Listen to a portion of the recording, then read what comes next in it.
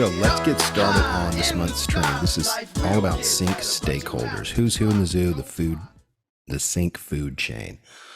So also, got everybody's message who either had conflicts or I guess a handful of us are watching in the dashboard, which is great in your own time zone. So that's perfect. They'll be uploaded in there probably the next 48 hours or so. All right. So for those of us that are on the training now, I see some other people popping on. Hold on one sec. All right. So as we said earlier, sync gets a lot easier once you give people what they already want. So let's look at what we want here. Rights holders want their music licensed at a reasonable price. Sometimes they get aggressive and precious and overprice their music, but that's their prerogative. They can do that. What filmmakers want is they want the right music for their film. They want it to come in under budget, but at the end of the day, they have to have the right music for their film. And what supervisors want to get the ball across the line. They want to finish the project and bring these two parties together and button up the project, get it across the goal line, right? That's what we want. So let's look at a high-level overview of the sync process. This is a kind of a 5-step process. And this is super 50,000 foot, right? We're going to get into more detail here. But our filmmaker, she's making a film and she needs somebody to manage the music for that film. She has some songs that she likes and she needs other music around that, right? At that point, she would bring in a supervisor, somebody who can quarterback that part of the film. And the supervisor, let's say she brings in a clearance agent, right? Maybe she doesn't do that herself, so she'll bring in a friend or a third-party clearance agent to handle that for the film. That clearance agent would then negotiate with the rights holders, and as per all the details of the supervisor's offer. Okay, all the specific deal points of each song that's going to be used. And lastly, the rights holder would then go to their artists and get the yes or the no for the song use. Okay. And once the artist says yes, then at this point it goes to legal and they do the invoicing and the long form agreement. But this is a high level overview. Filmmaker needs supervisor needs clearance needs rights holders need the artist. And let's look at this as in the context through the lens of leverage. Okay. At the end of the day, the people at the top, the artist has the leverage, right? The artist could tell the rights holder, let's say their publisher or their label, they'll say, no, I don't want to do that. An example would be Brian May. So 2 years ago, we were working on a thing for Ford. And Brian May, when his grandpa had a truck, it was a Ford truck, and something happened to the truck, and it was a bad truck for his grandfather. And Brian May does not like Ford trucks. Okay, nothing we can do about that, right? So we got it from the filmmaker. We took the project, cleared it, rights holders were favorable for the use, and Brian May said no. Okay. So leverage happens top down. Okay. At the end of the day, the filmmaker here kind of is hat in hand. They're coming hat in hand to not only the supervisor and the rights holder, but the artist himself, right? So the filmmaker has the least leverage, and the artist has the most leverage. Okay. It's important to think about that because a lot of times we think it's exposure or it's a great use. How can you say no? And you really just have to keep asking yourself, okay, who has the leverage here? I'm not going to throw a tantrum. I can't control what I can't control. If Brian May doesn't like Ford, that's Brian May's deal with his grandfather's Ford, right? We can't control that. So this is a 5-step process that gives you just kind of a quick overview of the process. All right, so let's drill down into filmmaker types, okay? Because there's quite a few different types. We're going to look at a handful of them, okay? And we're going to look at these through kind of the food chain of filmmakers. So the first tier is film festivals. There are more and more film festivals every day. A great place to get started for first-time filmmakers. And we've seen a number of us get involved with film festivals here in the Supervisor Sync community. Sorry, I got to grab some coffee here. Next up, there's documentaries, which are kind of a step up, larger budget, a little more experience than ad executives, branded content. This could be kind of corporate in-house uses. Larger companies tend to manage this themselves, especially as they're doing more and more films internally. And then lastly, feature films, right? So these are the big kind of whales, right? Much cooler, much more cachet, much larger budgets. And we're not judging any of these smaller uses, smaller films. They're great. They're awesome for junior supervisors to get started in. But we do want to recognize at the same time the importance of kind of larger ad campaigns, branded content, and feature films. That tends to get the attention more than a first-time filmmaker's project. Not to say that can't be done, but if we're talking about getting the attention and using music, that's to be expected. Okay, so that's our filmmaker. Let's look at filmmaker options here.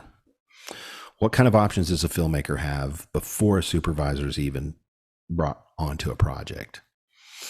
So a filmmaker can use royalty-free music. There's a lot of music libraries out there of unknown music that kind of gets the job done. You know, nobody is really familiar with the music, but it can get the job done.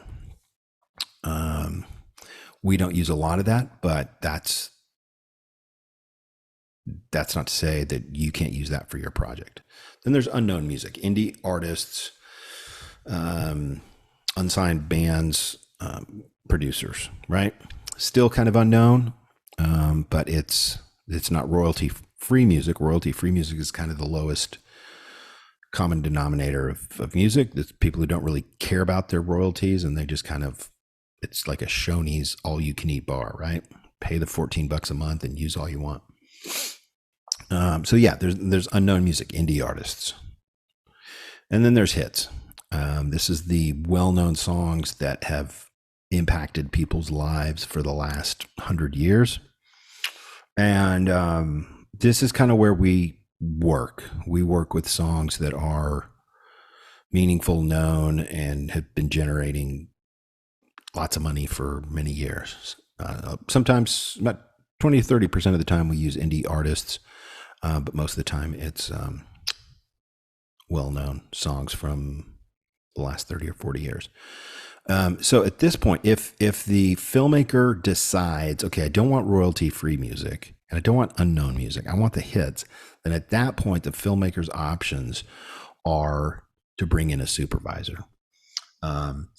And what we've seen a lot of, and we recommend to all the members here in the community, is you want to help your filmmakers manage this decision-making tree here, right? You want to give them, say, hey, we can always use royalty-free music to get the project done. And that may be the exact same, the exact thing that they need. They love that. Oh, great. You just saved me so much money. I don't need Taylor Swift, or I don't need Queen. Great. Let's do it for $1,000 royalty-free, right? Or you can say, hey, we can use my friend's band, this or that. You know, there's a plethora of indie artists around that would gladly license music. So as supervisors, you get to kind of bring them some clarity here. So these are their options. So at this point, the filmmaker says, okay, yes, I really do need songs that are hits, and I need to bring in somebody to manage that. Okay. So, like we said, what the filmmaker wants is the right music, whether that's cheap music or expensive music, that's TBD, but they want the right music for their project.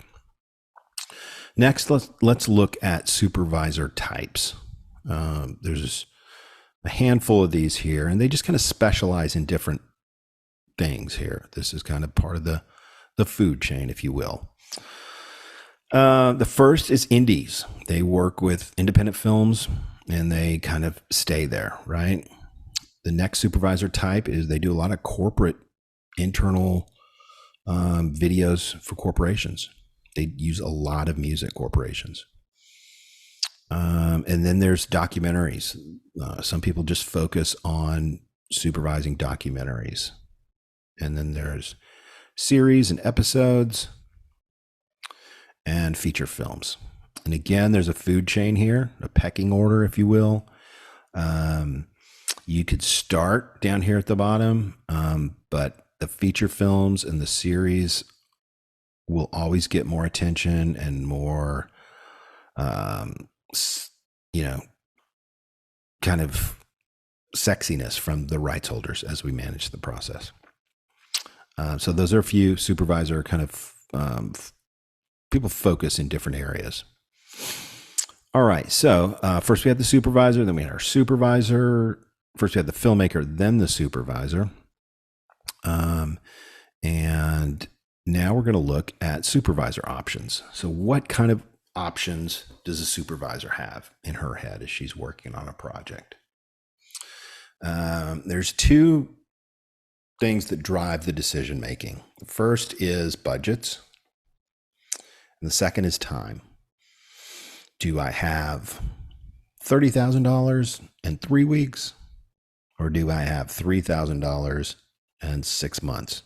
Those things are elastic, they move, and they affect your options as a supervisor, right? So once you figure out those two things, budget and time, then you can think about the music. Okay. You could think about music replacement. You could think about super songs. You could think about indie artists. But you have to know kind of your constraints, your budgets, and your timeline. Then as you have music options, then you can think about clearance. And some supervisors handle clearance for themselves. Other supervisors farm it out. That's for you to decide. But these are 4 supervisor options that you want to think about: budgets, time, music decisions, and then clearance. Okay. All right. So we had the filmmaker, we had the supervisor, and then we have the clearance agent coming in. Let's think about what the clearance agent needs. Okay. So the clearance agent has 2 options.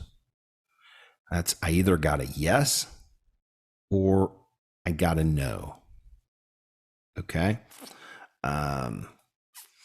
And obviously we want a yes, but sometimes there is a no involved in that. We don't get no's a lot, but about a year and a half ago, we were working on a regional spot for, I believe it was Subaru, and it was a Christmas spot, and they wanted Trans-Siberian Orchestra, and they just wanted to hold out for a national spot, and they just said no to, I think it was 80 or 90,000. Not a huge use, but it's a nice check if you've got somebody wanting to write you a check for 100,000 and you don't have to do anything. That's a nice day's work. So these are the clearance options: yes or no. Okay. So let's look at rights holder types. The food chain of rights holders. So at the bottom, we have indies, producers, composers, indie artists, a lot of music down there. Next, we have family estates. These would be something like the Jimmy Van Heusen estate or the Hank Williams estate, families that have inherited the music from Buddy Holly or the Big Bopper, right? Maybe those copyrights have reverted back to the family, and now the family has all these assets from their great uncle, and they have to manage them. Sometimes the family estates can be a mess because they're kind of second generation, they're not in music, and it can be a hot mess because they are probably wealthy and can be tricky to navigate. So yeah, family estates. Then we have publishers, and they're responsible for all the writers attached to a song. Record labels, they're responsible for all the artists in their stead. And lastly are just the artists themselves. This all the time goes to the artist to get their approval. It's called out for approval. And sometimes we go right to the artist. Sometimes we go through the record label or the publisher. Totally depends. But these are kind of the main meat and potatoes of rights holders. And again, as we think about a food chain here, indies are kind of lower on the food chain, more affordable, maybe more appreciative of being used in a show. Whereas an artist, someone like a Buddy Holly or a Queen or whomever, really doesn't need more money, and they're more interested in the authentic use and the legacy of a band like Queen or Justin Timberlake. They want to be in the prime uses. They don't want to be in kind of uses that devalue their IP. And I totally get that. I do the same thing. All right. So these are the most common rights holder types. And rights holder options. So the rights holder could say yes, they could say no, or they can say, I'll do it for X amount. Okay. But those are their options. So like we said at the beginning, and just kind of finishing up the training for this week, sync gets a lot easier once you give people what they want. So rights holders want a reasonable price. They don't want to be insulted for their songs. And filmmakers want the right music to convey the scene and to move the scene forward. And supervisors want to get the ball across the line and close the deal. So that's kind of a quick training overview of stakeholders in the sync and supervision space. That's who's who in the zoo, kind of a food chain for sync licensing. So, yeah, this will be in everybody's dashboard for those of us who will watch in your dashboard in your own food chain or your own time zone. This will be in there in the next day or two with all the downloads for the supervision project. And again, you got three options. You've got the instinctive, what you feel naturally option for the project. And you've got the inverted option, which is the surprise, kind of the comedic option. And the third option is circa dependent from 1970s. So that's what I got for you this week, guys. And I will see you in the back end of your dashboard here in the next couple days. All right. We will see you soon.